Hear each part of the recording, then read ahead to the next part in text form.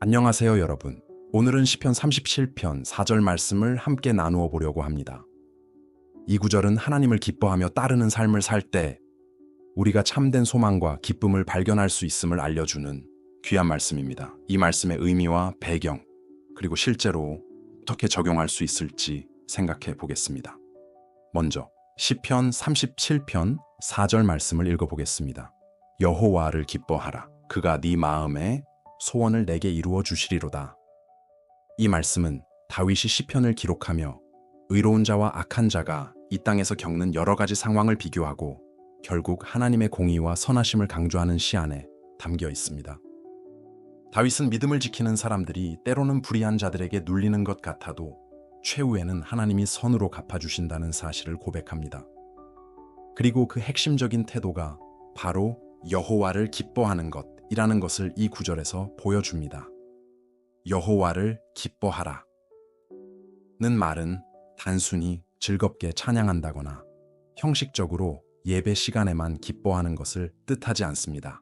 이는 하나님을 삶의 중심에 두고 하나님과의 관계 안에서 참된 만족을 찾으며 하나님이 어떤 분이신지 알고 신뢰하는 태도를 말합니다. 우리가 하나님을 기뻐한다는 것은 그분의 말씀과 인도하심에 감사하고 일상 속에서도 하나님을 향한 사랑과 경외심을 드러낸다는 의미입니다. 시편 37편 4절은 하나님을 기뻐하는 태도를 가진 자에게 네 마음의 소원을 이루어 주시리로다 라는 약속이 따른다고 말합니다. 이 부분을 오해하지 않아야 할 점은 우리가 바라는 어떤 소원이라도 무조건 이루어진다는 보장이 아니라는 것입니다. 중요한 것은 하나님 안에서 살아가는 사람의 마음이 점차적으로 하나님과 같은 방향과 소원을 품게 된다는 사실입니다. 하나님을 기뻐하고 그분의 뜻을 구하면 내 마음의 소원이 점점 하나님이 원하시는 선하고 아름다운 목적과 맞닿게 되고 하나님은 그러한 소원을 기꺼이 이루어 주신다는 뜻으로 이해할 수 있습니다. 실제로 믿음을 갖고 하나님을 기뻐하는 삶을 살 때 우리의 우선순위와 바라보는 방향이 바뀌게 됩니다. 이전에는 물질적 성공이나 세상의 인정을 가장 큰 소원으로 여겼다면 이제는 하나님께 가까이 나아가고 하나님이 기뻐하시는 행동을 하는 일이 더 중요해지는 것이지요. 이런 변화를 통해 우리는 더욱 깊은 평안과 만족을 얻게 됩니다. 그 결과 하나님께서는 우리가 바라는 것 가운데 그분의 뜻과 일치하는 부분들을 풍성하게 채워주십니다. 이 말씀을 삶 속에서 어떻게 적용할 수 있을까요? 먼저 작은 일에서부터 하나님을 기뻐하는 연습을 해보세요. 예를 들어 아침에 일어나서 간단히라도 기도하며 하나님, 오늘 제 삶에서 함께 하시는 것을 감사합니다. 제 마음이 주님 안에서 기쁨을 찾도록 도와주세요 라고 고백해 보는 겁니다. 출근이나 등교를 하기 전 혹은 하루를 마무리하는 시간에 하나님이 보여주신 은혜를 떠올리며 감사와 찬양을 드리는 것도 좋습니다. 또한 하나님을 기뻐한다는 것은 말씀을 통해 하나님이 어떤 분이신지 더 알아가려는 노력이 포함됩니다. 성경을 읽고 묵상하면서 하나님의 성품, 역사, 약속을 배우다 보면 우리의 시선이 점점 하나님께 고정되고 세상의 불안이나 소음에 흔들리지 않게 됩니다. 이때 마음 한편에 하나님이 나와 함께 하신다는 든든함이 자리 잡게 되고 그로 인한 기쁨이 우리의 일상에 스며들게 됩니다. 그렇다면 네 마음의 소원을 내게 이루어 주시리로다 라는 약속은 구체적으로 어떤 변화를 의미할까요? 하나님 안에 거하다 보면 내가 바라는 것과 하나님이 계획하시는 일이 서로 조화를 이루게 되고 결과적으로 그 길 위에서 열매를 맺게 됩니다. 예를 들어 누군가가 자신의 재능을 통해 하나님께 영광 돌리고 사람들을 섬기길 원한다면 하나님께서 그 재능을 더 발전시키고 기회도 주시는 시기입니다.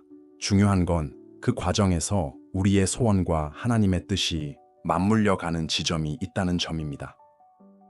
이 말씀을 붙들고 살다 보면 때로는 당장의 소원이 이루어지지 않을 수도 있습니다. 우리가 원하는 시점과 하나님의 인도하시는 시점이 다를 수 있고 혹은 하나님께서 우리보다 더 좋은 방법으로 일하실 수 있기 때문입니다.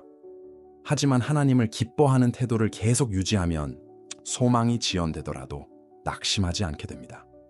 하나님이 선하심을 믿고 기다릴 수 있고 그 시간이 결코 헛되지 않음을 깨닫게 됩니다.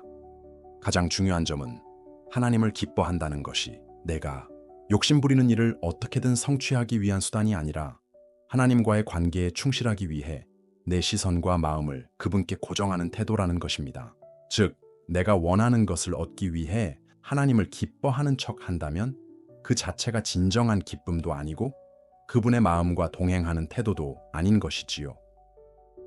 하나님을 진정으로 기뻐할 때 우리는 내 욕심이 아니라 하나님의 계획과 사랑을 더 우선하게 됩니다.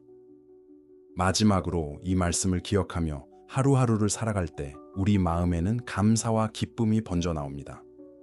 세상은 여전히 여러 문제와 불확실성으로 가득하지만 하나님을 기뻐할 때 우리는 흔들리지 않는 반석 위에 서 있다고 느끼게 됩니다.